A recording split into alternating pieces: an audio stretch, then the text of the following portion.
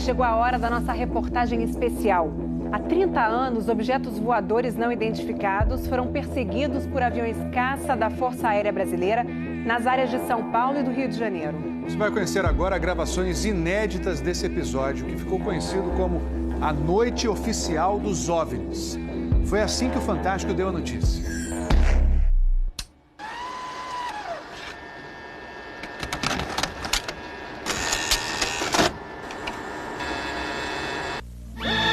Esta semana, altas autoridades militares do Brasil admitiram publicamente pela primeira vez ter visto objetos voadores não identificados, os OVNIs. O próprio ministro da Aeronáutica, Brigadeiro Moreira Lima, deu a entrevista para informar que pilotos das bases de Santa Cruz, no Rio de Janeiro, e de Anápolis, em Goiás, chegaram até a perseguir e a ser perseguidos pelos objetos voadores não identificados na região de São José dos Campos, sobre o Vale do Paraíba, e trechos do estado do Rio de Janeiro. Eram 21 OVNIs, segundo os militares, que ficaram mais de 3 horas sobrevoando o território brasileiro na noite de segunda e madrugada de terça-feira. Toda vez que é detectado algum objeto não identificado, evidentemente há um processo bastante eficiente de verificar se foi alguma aeronave que está voando sem um plano de voo aprovado, etc. Mas quando se comprova que é algo diferente, as aeronaves então são acionadas. O que ocorreu foi que os radares detectaram vários objetos não identificados. Veja agora, minuto a minuto, o que aconteceu naquele 19 de maio. Às 8h30 da noite, um ponto luminoso é avistado pelo controlador de tráfego aéreo na torre do aeroporto de São José dos Campos, São Paulo. Um avião Xingu da Embraer se aproxima para pouso e o controlador pergunta ao comandante: "Você está vendo o ponto luminoso?" O Xingu confirma o avistamento, muda a rota e tenta se aproximar do OVNI. Quem estava no comando do avião era o coronel Osiris Silva, que voltava de Brasília depois de tomar posse como presidente da Petrobras. Eu vi um objeto luminoso no espaço, parecia um astro normal. Eu voei na direção dele e após 5, 6 minutos de voo, fiquei com a impressão de que ele começou a esmaecer, a perder a intensidade e o brilho. 9h14 da noite. O controle de radar de São Paulo registra sinais sem identificação. 9h20. O controle aéreo em Brasília confirma a presença de objetos voadores não identificados. 10h23. O primeiro jato F-5 decola da base aérea de Santa Cruz, no Rio de Janeiro. Ele carrega armamento de guerra pronto para ser acionado. 10h45. O radar da base aérea de Anápolis, em Goiás, detecta sinais no radar. Um Mirage também armado decola em busca dos OVNIs. 11h15 da noite. O piloto do primeiro F-5 a entrar em ação avista um ponto luminoso e começa a perseguir o objeto voador não identificado. Nosso objetivo justamente era esse, se aproximar e identificar. Nós não conseguimos nem nos aproximar, muito menos identificar. 11h17. Mais um Mirage decola da base de Anápolis para perseguir os objetos. 11h20. O caça F-5 recebe pela primeira vez um sinal no radar de bordo confirmando a presença do objeto não identificado à sua frente. 11h36.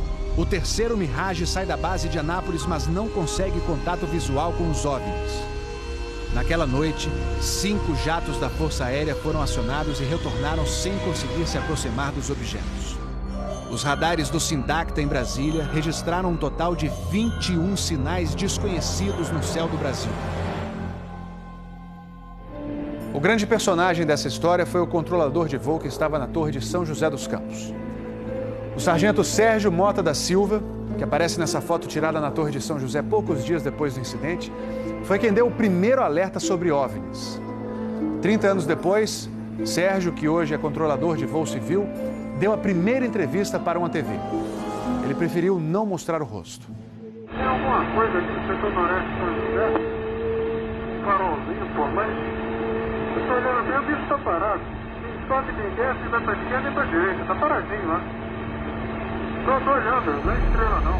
É um farol. A olho nu parecia um avião. Quando coloquei no binóculo para observar, é que eu vi que ele era extremamente cintilante, multicolorido. Tinha vermelho, azul, branco, lilás, um monte de cores, com uma certa predominância do laranja, mas ele era muito bonito. O controlador pediu ao avião Xingu para tentar avistar o objeto. Eu expliquei a ele onde estava o objeto, pedi a ele que se ele tivesse avistamento, ele me informasse. Permanece com ele à vista? Assim, nós temos a fonte à vista. Esse bem visível, poderia descrevê-lo? É uma estrela grande. Estrela grande e bem vermelha. Entendido, grande e bem vermelha. Controle de São Paulo será alertado. O controlador em São José dos Campos avisa ao controle São Paulo que o Xingu está perseguindo o OVNI. Positivo. Ele está perseguindo o troço. Está perseguindo o troço? Está indo atrás. Sério, está indo. Controle. Está vendo? Próximo de São Paulo, já da região do radar, esse objeto simplesmente desapareceu do radar. O Xingu também perdeu contato visual com ele. O avião Xingu abandonou a perseguição e pousou em São José dos Campos. Pouco depois, o controlador da Torre de São José alertou o controle São Paulo. Outros OVNIs estavam aparecendo no céu. Estou vendo 3 agora. São 3 luzes. Mas parecem estrelas. Mas o radar não pega estrelas. O que é isso? Você observa alguma mudança de cor, alguma coisa? Hoje inteiro. Vai mostrando, né? Rapaz, eu não sei. Pra mim, olha, aqui tá parecendo uma estrela. Mas só que muda de cor bonito, rapaz. Tá vermelho, amarelo, branco. Tá dando um monte de coisa. Pô, tão barato isso aqui. Deve ter uns cacos por aqui já pelas contas que eu tô fazendo aqui. Ainda bem que vocês estão vendo também. Senão eu ia pensar que eu tô ficando doido. Porra, rapaz. Tô arrepiado, meu irmão. Só 2 pontos brancos afastados mais baixos.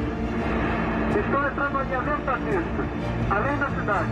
Tem 2 altos aqui no alinhamento da pista e tem mais uns 2 ou 3 embaixo, do outro baixo agora.